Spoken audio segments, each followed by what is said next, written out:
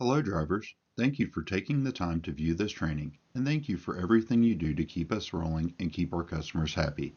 In this training, we will look at moving your electronic logging device, or ELD, when you change trucks. This will happen when we replace an older truck with a newer one, or if your truck breaks down and you go into a loaner or sub-truck. Going forward, drivers will move the ELD system into the new or sub-truck so that there will not be any need for going to paper logs or the use of the Penske app. The first step will be to call your manager to let them know you're going into a new truck and why. It is important that your manager understands if this is a permanent replacement or a temporary one.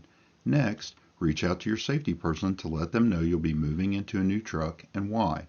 You also want to ensure that your safety person is available to make the necessary changes in the back office system needed to move the ELD at that time. If safety is not available at the time of the swap, your manager may need to make the changes for you. Next, you will need to text message whoever is making the changes with some information. It is necessary to provide the old truck number, whether or not we were turning in the old truck permanently, the ELD relay number, the new truck number, the VIN, the license plate number, and the license plate state. Once you are notified that changes have been made, you will remove the equipment from the old truck. Start by twisting the locking collar on the ELD cable plug and gently pull it out of the socket. Then gently pull the cable from the door threshold trim. Remove the relay from the dash and set it aside.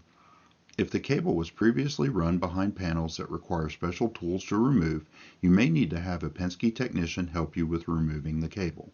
When you're ready to install the relay in the new truck, make sure that the extra cable is rolled up closer to the relay than the plug.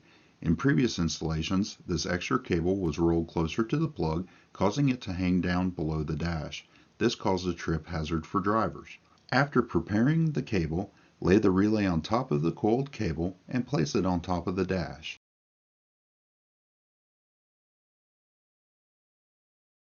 Press the cable into the door threshold trim so that it does not get caught in the door.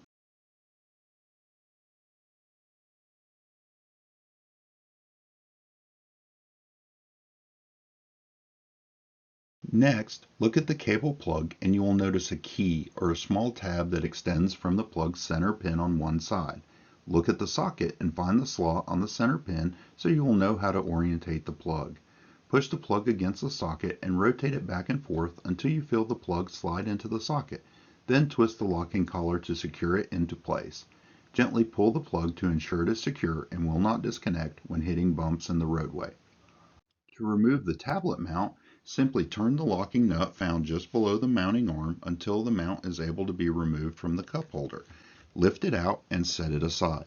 Simply reverse this process to install the mount into the new truck. Finally, you will need to pair the tablet to the relay. For OmniTrax, log into the system and you will notice that your truck number does not appear next to your rule set. Click on the left-hand menu, then DVIR, then Vehicle Association, and then connect to new vehicle and scan. It may be necessary to scan a second time. You should see your truck number appear in the available list. If you do not see your truck number, log out of the system, disconnect the relay plug from the socket, and then plug it back in.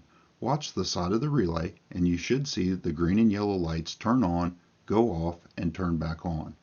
Once they are back on, attempt the vehicle association process again. If it still does not display the truck number after scanning a second time, reach out to whoever completed the back office changes for you to ensure those changes were entered correctly. Other ELD systems will have a different process to pair the tablet to the relay. If Kenco makes a change in our ELD provider, we will update this training with those instructions then. Thank you for your time in completing this training, and thank you for all that you do to help us be successful. As always, please reach out to your manager or safety person if you have any questions.